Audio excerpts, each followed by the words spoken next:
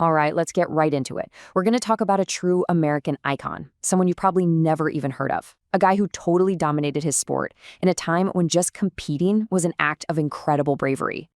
Okay, let me ask you a question. Just for a second, I want you to picture it. It's the year 1899. Who do you think is America's biggest sports star, like the Michael Jordan of his day?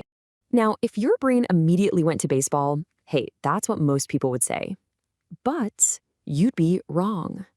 The sport that had America totally captivated back then, it was something completely different. Believe it or not, we're talking about bicycle racing. Yeah, it was a huge deal, a total national obsession. And its biggest star? He was breaking down barriers decades before Jackie Robinson ever wore a Dodgers uniform. And that man's name was Marshall Major Taylor. This guy wasn't just a world champion cyclist. He was an absolute force of nature, competing at the very top while fighting against a system that was literally designed to stop him in his tracks. So, where did he come from? And how about that nickname, Major? Well, get this. As a kid, back in Indianapolis, a bike shop hired him to do tricks out front to pull in customers. And the gimmick? He did it all while wearing a military uniform. The name Major just stuck. But his skills? Oh, they were meant for way, way more than just street performances. And just look at this timeline. It shows you how meteoric his rise really was. I mean, he wins his first race at 13. He's a professional at 18. And by the time he's just 20 years old, he holds 7 world records.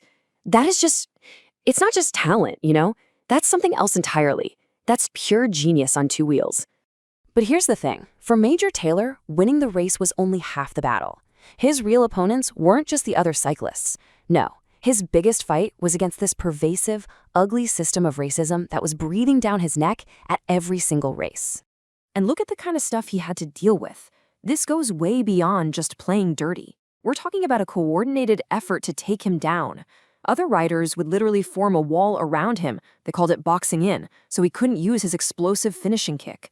People threw ice at him, he got death threats in the mail, and in the South, forget about it. He was just flat out banned from even entering races. And it wasn't just threats, it got physical, it got violent. There was this one race in 1897. A competitor was so mad that Taylor beat him that he pulled him off his bike and choked him unconscious. Just think about that. That was the price he paid for being better. But here's the incredible part. None of it broke him. His spirit was just unshakable. And all that determination, all that fight, it all led to this one moment, the peak of his career. We're talking the 1899 World Championships up in Montreal. The stage was set for something truly historic. And he did it. He won. He won the 1-mile sprint. He became the first African-American world champion in cycling history. In fact, he was only the second Black world champion in any sport, period. It was official. Major Taylor was #1, the best in the entire world. So you'd think winning the world championship would change things, right? Well, this is where the story gets really painful. See, when he raced in Europe, he was treated like a rock star, absolute royalty. The French press even gave him this incredible nickname, Le Cyclone Noir, the Black Cyclone. But back home, in his own country, the best cyclist on the planet couldn't get served in a restaurant. He literally had to sleep in horse stables because hotels refused to give him a room. It's just unbelievable. So after this amazing, trailblazing career, Taylor finally hung up his wheels in 1910. But his story, it doesn't have the happy ending you'd hope for.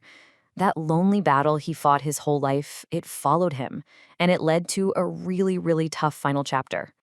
It's just heartbreaking, really. He had earned a fortune racing, but bad investments and poor health just wiped it all away. He died completely broke, all alone in a hospital charity ward. And to make it even sadder, he was buried in an unmarked grave. It took 16 years, before a group of old cyclists and even the guy who founded Schwinn Bikes pitched in to get him a proper headstone, to finally give him the dignity in death he'd earned in life. And this quote from the man himself, wow, it just says everything, doesn't it? I am a pioneer, and therefore I must expect to be a target. He got it. He knew exactly what he was up against. He knew that being the first meant he would take all the hits, but he did it anyway. He understood the weight he was carrying on his shoulders. And that's really the core of it, isn't it? That's why his story is so important. Decades before we had a name for the civil rights movement, Major Taylor was living it. His resistance wasn't with signs or speeches, it was on the track. His way of fighting back against all that hate was just to be better, to be faster, to win with so much class and dignity that they just couldn't deny his greatness. So in the end, the story of this forgotten champion, Major Taylor, it kind of leaves us with this big, lingering question. It really makes you think, who else is out there? How many other incredible pioneers have been lost to history? Their stories just waiting for someone to tell them.